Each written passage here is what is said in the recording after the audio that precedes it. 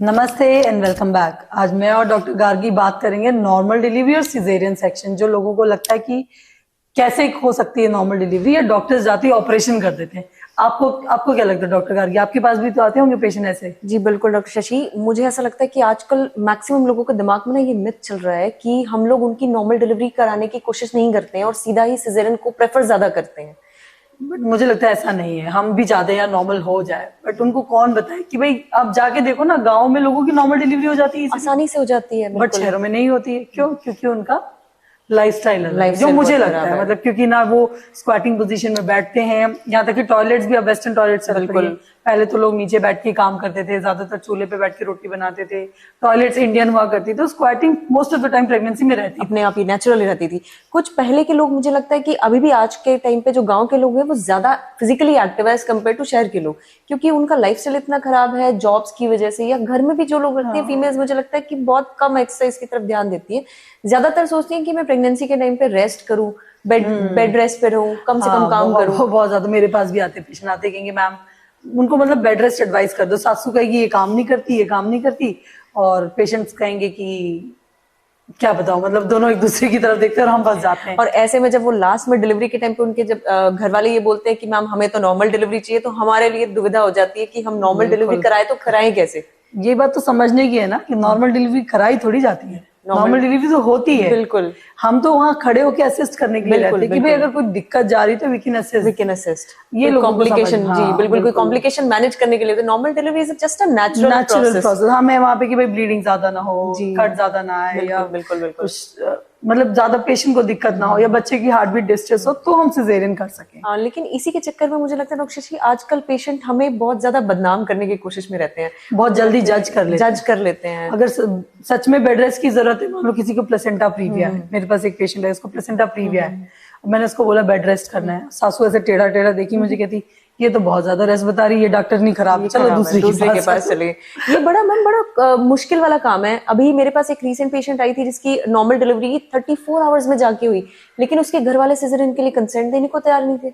उन्होंने कहा कि मैम हमें करानी तो नॉर्मल डिलीवरी है, अगर आप कर सकते हो तो कराइए, और नहीं तो हम दूसरी जगह ले जाते हैं। तो मैंने कहा ठीक है, जब तक बेबी की हार्ट रेट को कोई प्रॉब्लम नहीं आएगी, जब तक मैं आप अपने रिस्क पे कराइए, अब उसमें हम क्या कर सकते हैं। But 34 hours is a big, आप समझ सकते हो कितना ज्यादा लेबर पीरियड थोड़ा लंबा हो जाता है। कितना परेशानी मॉनिटरिंग के साथ चल जाती है। हम भी नहीं बोलते जब तक अगर बच्चे की हार्ट नहीं खराब हो, बिल्कुल, या कोई रिस्क मदर की लाइफ का नहीं आ रहा, तो फिर हमने क्या करना सिजेरियन करके। हम तो खुद ही चाहते हैं कि इजी नॉर्मल डिलीवरी हो, हम भी जल्दी से फ्री हो, पेशेंट भी आराम से। मैं तो खुद चाहती हूँ आज डिलीवरी हो, कल सिजेरियन में, वरना पेशेंट को भाई दिक्कतें तो होती हैं, कॉम्प्लिकेशन, क्योंकि सिजेरियन में स्टिचेस आते हैं, आपको वॉक करने में पेन होता है, पोस्ट डिलीवरी भी आपको रिकवरी भी मुश्किल है, टाइम लगता है, थोड़ी सी डिलेड है ही as compare to normal. Is normal, तभी तो उसको नॉर्मल बोलते हैं। सही बात है। तो आपको क्या लगता है कि नॉर्मल के लिए क्या क्या कर सकते हैं? जैसे मेरा मानना है, पहला तो आता है exercise. Through out the pregnancy अगर आप एक्टिव हो तो आपके नॉर्मल डिलीवरी के चांस बढ़ जाते हैं।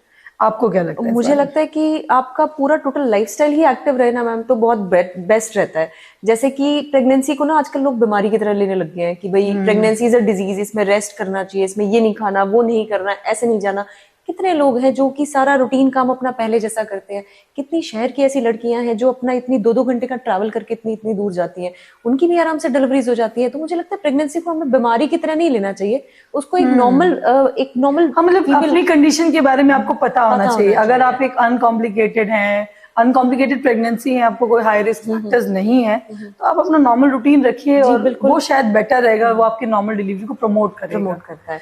आजकल बहुत सारे, मुझे लगता है कि जो ये ANC क्लासेस होती हैं, वो भी मुझे लगता है पेशेंट को अटेंड करना फायदा देता है। हाँ, क्योंकि ना एक्चुअली पहले तो लोगों के काम ही इस तरीके से होते थे कि वो उनको जरूरत ही नहीं थी, उनका वैसे ही वर्क बहुत अच्छा हो जाता था। हाँ, बट अब ये कि फिजिकल वर्कआउट वो चाह के भी उतना नहीं कर सकते। देखो टाइम चेंज हो गया, डाइट चेंज हो गया, एनवायरमेंट चेंज हो गया, और फैसिलिटीज के साथ जो भी देखो, हम भी हो गए तो हम भी आलसी हो ही जाएंगे। बिल्कुल आप सही कह रहे हैं। एंटीनेटल क्लासेस में उनको proper exercise, proper strength breathing बिल्कुल टेक्निक्स बताते हैं, क्या चीज हेल्प करते हैं। फॉरेन कंट्रीज में तो डूला का भी एक बहुत अच्छा एक कॉन्सेप्ट है, जो हमारे यहाँ पर थोड़ा सा कंपैरेटिवली कम है, बट आज ये थोड़ा धीरे-धीरे हमारे यहाँ की डोला, हमारी उनकी सासू माँ है, they are doing best. I think so they are doing best as a doula. कोई और आके इतना नहीं कर पाएगा जितनी उनकी मदर इन लॉज उनके साथ सपोर्टिव रहती हैं through out the pregnancy and delivery part, specially नहीं बेटा हो जाए। क्योंकि डिलीवरी के टाइम इतना पेन होता है, दैट इज अनबियरेबल। और ये पता होना जरूरी है कि सेकंड बर्थ फॉर फीमेल्स, बिल्कुल उसमें जो पेन होता है 20 फ्रैक्चर्स के बराबर वो पेन होता है। तो अब उस पेन में बंदा तो बोलेगा ही, इजी वे आउट ढूंढेगा, भाई सिजेरियन करा दो, या वो नहीं कोप अप कर पा रहा, तो उसमें जो डॉला, जो उनकी सासू माँ होती है, वो उनको बहुत हेल्प करती है, कहती कि नहीं, you can cope up, come on बेटा, यू कैन डू इट। ये है। और ये मुझे लगता है जनरल पब्लिक को समझना चाहिए कि भाई हम एज अ डॉक्टर हम भी चाहते हैं कि आपकी नॉर्मल डिलीवरी हो, तभी हम आपको शुरू से डाइट और एक्सरसाइज के पैटर्न्स बताते हैं कि आप क्या करें कि आप डिलीवर कर जाए। बट कुछ कंडीशंस तो हमारे हाथ में भी नहीं होती है। और एज अ डॉक्टर हम ये नहीं कर सकते कि हम पेशेंट को या उसके बच्चे को उसकी जान को हमारे सामने किसी की जान जाए, वो नहीं हो सकता। बिल्कुल। अब मेरे पास एक पेशेंट है, उनका बीपी बिल्कुल हाई, मतलब 190 100 बीपी, माँ को कभी भी दौरे पड़ सकते हैं, अंदर पानी खत्म हो गया। मैंने कहा सिजेरियन भाई, क्योंकि ऐसे में कंडीशन बनती, सिजेरियन सेफ है, मदर भी सेफ, बेबी भी सेफ। सारी इंडिकेशंस कि मैं सारे रिस्क उठाऊंगा लेकिन नॉर्मल डिलीवरी। मैंने कहा भाई साहब देखो, बीइंग अ डॉक्टर मैं किसी को मरते हुए तो नहीं, बिल्कुल, कि भाई आपने तो कह दिया कि बच्चे को कुछ हो जाए, मैं तो नहीं जा सकती इसके लिए, तो मैं तो करूंगी, तो भाई जो बेस्ट होगा वो डिसीजन लूंगी। इन दैट केस उनको ये लगता है कि पता नहीं ये क्या कर रहे हैं। तो लेट मी टेल यू, हमें कई बार सिजेरियन के डिसीजंस लेने पड़ते हैं just to save mother and baby, क्योंकि हमारे लिए पहली प्रायोरिटी होती है exactly healthy mother and healthy mother और healthy baby. Second priority comes to be कि नॉर्मल डिलीवरी हो जाए तो देखो बेटर है। तो मुझे भी लगता है कि प्रेगनेंसी में अपने डॉक्टर पे ट्रस्ट करना एक बहुत बड़ा इशू है, और पेशेंट्स को ना उसी जगह जाना चाहिए जहां पर डॉक्टर पे उसको ट्रस्ट हो, ताकि डॉक्टर भी फ्रीली होके अपना काम कर पाए। फर्स्ट थिंग इज कि you should have trust on doctors, नहीं तो जो भरोसा ना हो तो बड़ा मुश्किल हो जाता है, आगे इलाज करना भी मुश्किल हो जाता है, करवाने वाले के लिए भी बहुत मुश्किल हो जाता है। हर चीज पे शक करना, पूछो मत। कई बार आप उनकी कंडीशंस को लेके वरीड होते हैं और उनको लग रहा है कि ये तो हमें फालतू को डरा रहे हैं, और फालतू में हमारे को एक्स्ट्रा पैसे बनाने के लिए हमें ऑपरेशन की सलाह दे रहे हैं, जबकि वो बच्चे और माँ की जान के लिए सबसे ज्यादा नेसेसिटी होता है, एब्सोल्यूट नेसेसरी है, तभी हम उस चीज को एडवाइस करते हैं। पर बहुत सारे पेशेंट और अटेंडेंट मुझे लगता है इस चीज को समझने के लिए तैयार नहीं होते आज के टाइम पे है, लेकिन बट स्टिल लोग एजुकेट हो रहे हैं आजकल, लोग समझ रहे हैं। मेरे हिसाब से समझदार लोगों की भी कमी नहीं है, they are understanding their condition, but उन्हें थोड़ी सी मेडिकल कंडीशंस के बारे में आइडिया लगना चाहिए, क्योंकि देखिए कुछ प्रेगनेंसी रिलेटेड कॉम्प्लिकेशंस होते हैं जो किसी के बस में नहीं है। जैसे अब मान लो किसी का प्लेसेंटा नीचे की तरफ है, प्रीविया है, तो वो आपके बस में नहीं है, मेरे बस में नहीं है, हमें तो सिजेरियन करना पड़ेगा। जी बिल्कुल। या सपोज उसको हो रखा है कि पानी अंदर बिल्कुल खत्म है, बच्चा खिसक नहीं रहा है, प्राइमरी ब्रीच पेशेंट है, उल्टा बच्चा, एग्जैक्टली उल्टे बच्चे में भी, क्योंकि 10 में से एक बच्चा फंसेगा, क्योंकि पहले तो उल्टी डिलीवरीज होती थी, बिल्कुल होती थी, लेकिन उन 10 में से भी तो बहुत होती थी, उसमें बहुत बच्चे एक्सपायर हो जाते थे, कोई किसी को कुछ कहता नहीं, मदर को भी लाइफ को रिस्क होता है, बच्चा स्टक हो गया, क्या करोगे? तो उसी को देखते हुए जो सेफ गाइडलाइंस बनी कि भाई चलो एक की जान बचाने के खातिर हम 9 का सिजेरियन करें। तो वो ब्रीच के केस में इसीलिए आया था, क्योंकि वो जो एक जानलेवा कंडीशन थी उसको बचाने के लिए हम अगले 9 का सिजेरियन कर रहे थे। तो ये इसलिए डिजाइन किया गया क्योंकि हमें एज अ पेशेंट हम ओवरऑल मैटरनल मोर्टेलिटी कम करना चाहते हैं कि हमें माँ की लाइफ को भी रिस्क नहीं देना है, हमें इन्फेंट मोर्टेलिटी रेट भी कम करना है, भाई बच्चों की भी मोर्टेलिटी ना हो। कई बार नॉर्मल डिलीवरी के चक्कर में जब बच्चे को हाइपोक्सिया हो जाता है बर्थ कैनाल में, उसकी हार्ट बीट कम हो रही, घर वाले कंसेंट नहीं दे रहे, अल्टीमेटली बच्चे को पैल्सी होगी और बच्चा से गया, बच्चा बिल्कुल गया, वो पूरी लाइफ का ही प्रॉब्लम होगी बच्चे को, बर्डन टू द फैमिली, वो उनको समझ में नहीं आता, वो नहीं समझ, वो सिर्फ सिजेरियन के थोड़े टाइम के, मुझे लगता है कि एक फाइनेंशियली बचाने के चक्कर में बच्चे को नर्सरी में 1-2 महीने के लिए इतना ज्यादा हाई रिस्क पे डाल देते हैं कि बच्चे को परमानेंट जो डिसेबिलिटी हो जाती है, वो बहुत, उस चीज का कोई सोल्यूशन ही नहीं है। वो तो सच बताऊं तो एक बहुत ही बड़ा फाइनेंशियल और मेंटल बर्डन है to the mother and to the father as well. तो कहीं ना कहीं मुझे लगता है आपको अपने डॉक्टर पर ट्रस्ट करना चाहिए, जो वो डिसीजन ले रहे हैं उसको फॉलो करिए, क्योंकि देखो नॉर्मल डिलीवरी हो या सिजेरियन सेक्शन, हमारे लिए तो दोनों बराबर है। ठीक है, हमारे लिए फर्स्ट एम, जैसे मैंने कहा, सेफ मदर और बेबी की सेफ्टी सबसे हमारे और रिकवरी की बात करूं मैं तो ठीक है, नॉर्मल डिलीवरी की रिकवरी बेटर होती है, बट सिजेरियन की अगर जरूरत पड़ती है तो ऐसी कोई बुरी रिकवरी नहीं होती। हो सकता है 2 दिन एक्स्ट्रा लगेंगे, आपका पोस्टमार्टम दोनों का सेम रहता है 6 वीक्स, उसमें आपके स्टिचेस ऊपर के हील हो रहे होते हैं, उसमें नीचे के हील हो रहे होते हैं, मूड चेंजेस, स्लीप डिप्राइवेशन, वो सब सेम रह रहा है, बिकॉज यू आर मदर, है ना, बिल्कुल मदर के नाम की अपनी चीजें आती है ना। बिल्कुल सही बात है डॉक्टर शशि। बहुत सारे ऐसे केसेस होते हैं, एक केस मेरे पास आया था, मेरे पास एक फोन आया था पेशेंट का कि हमारा बच्चा उल्टा है और वो लेबर पेन में पेशेंट है और वो कह रहे हैं कि नॉर्मल डिलीवरी करानी है। तो मैंने उनको बोला कि पहला बच्चा नॉर्मल डिलीवरी नहीं हो पाएगी, आप आ जाइए, हम आपके ऑपरेशन की तैयारी कर देते हैं। तो मेरे पास पेशेंट का कोई रिप्लाई नहीं आया उसके बाद। तो मैंने 3 घंटे बाद जब एक बार फॉलोअप में पूछा जिसके थ्रू फोन आया था, तो उन्होंने कहा कि वो किसी एक छोटे सेंटर पे ले गए थे जहाँ पे किसी एक नर्स ने उनकी डिलीवरी करा दी, और वो बच्चा उल्टा नहीं था, वो बच्चा ट्रांसवर्स था, टेढ़ा बच्चा था, और वो अल्टीमेटली बच्चा नहीं बचा। वो बहुत बुरा हुआ ये उसके वाले साथ। तरीके जो मुझे लगता है इन सब चीजों से बचने के और लिए। कई बार ना ऐसे कहते हैं कि हमने उल्टा कराना, उल्टा नॉर्मल हो भी जाता है। भाई ऑब्स्टेट्रिक्स इतनी वेरिएबल है जो आपको प्रिडिक्ट नहीं कर सकते। आपको लग रहा है आएगा आएगा आएगा, वो अटक गया, अटक जाता है, जो लग रहा है obstruction आ गया आ गया अटक गया, और जो लग रहा है अटकेगा वो फटाक से आ गया। बिल्कुल बिल्कुल। तो ऑब्स्टेट्रिक्स इज टोटली, जिसे कहते हैं कि अनप्रिडिक्टेबल ब्रांच। आपके ना 3 चीजें होती है, पावर, पैसेंजर एंड पेल्विस। अगर ये तीनों चीजें ओके हैं तभी आपकी नॉर्मल डिलीवरी होगी। पावर मींस आपकी जो मसल्स है उतनी एक्टिव है।